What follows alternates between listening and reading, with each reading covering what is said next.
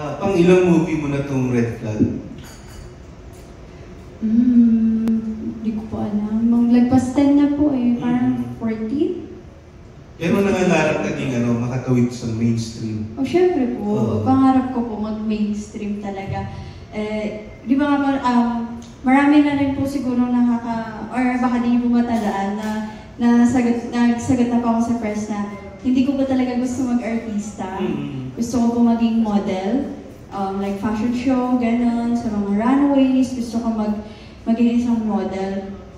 Pero that was pandemic time po nung nag-sign kami sa Viva. So, ito yung door na open, so ginrab na po namin.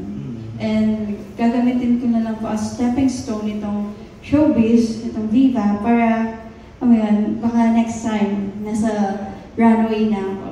Pero binigyan mo ng deadline yung sarili mo na, limitasyon hanggang ganitong panahon na. Hindi naman po. Wala naman pong limit. As long as nag-enjoy pa rin po ako.